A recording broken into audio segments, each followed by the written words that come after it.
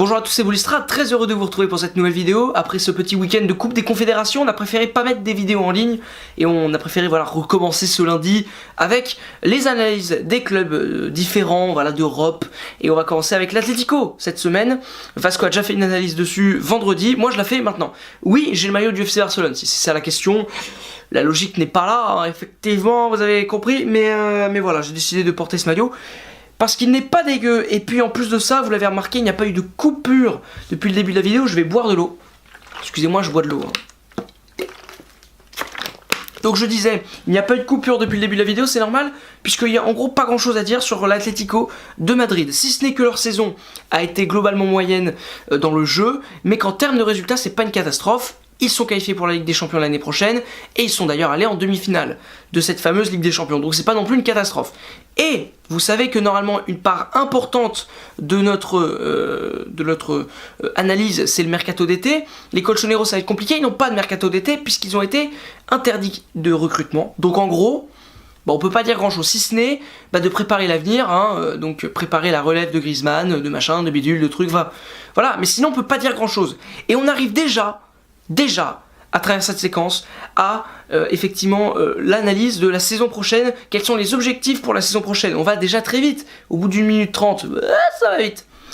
Tout simplement, l'année prochaine, il faudra être performant et faire aussi bien que cette année. Parce que voilà, vous n'êtes pas renforcé, donc forcément, ça va être compliqué. Essayez d'être dans les 3 premiers de Liga. Et l'objectif principal, c'est la Ligue des Champions. Essayez de la gagner cette fois-ci. Ce serait bien, hein. Par contre en coupe j'ai pas d'objectif particulier, voilà, vous pouvez faire ce que vous voulez, globalement il n'y a pas trop de stress. En coupe nationale, mais voilà, l'objectif c'est la Ligue des Champions. Pour la dernière année de Griezmann, dans le nouveau stade, pour la dernière année de Simeone, parce que je pense aussi que ça va être la dernière saison de Simeone, ce serait bien de gagner ce titre-là qui vous échappe. Hein. Vous avez gagné la Coupe du Roi, vous avez gagné la Liga, maintenant gagnez la Ligue des Champions. Elle manque celle-là. Et puis bon voilà... 3 fois par le Real, c'est un peu difficile à avaler. Donc voilà les objectifs pour la saison prochaine. Est-ce que les colchoneros vont le faire? J'ai pris une voix aiguë. Et c'était le contraire, j'ai pris une voix grave. Je sais pas s'ils vont le faire, mais j'y crois pour la Ligue des Champions. Oui, l'année prochaine, je vois l'Atlético gagner la Ligue des Champions. Il faut que je reboive un coup. Parce qu'effectivement, il fait chaud ce week-end. Donc autant boire un peu. Oui, ça a le mérite d'être très intéressant. Je pense qu'ils vont gagner la Ligue des Champions. Par contre, en Liga, ça va être compliqué. Je les vois 3-4, quoi. Encore une fois, la lutte avec Séville pour la dernière place qualificative en Ligue des Champions. Enfin, sauf si vous avez apprécié ce blanc? Sauf si la nouvelle mesure de la Ligue des Champions va être mise en règle. Enfin, si ça va être mis. Finalement, bon, c'est une catastrophe. C'est une catastrophe, les gars. Pourquoi? Non, mais c'est cette eau.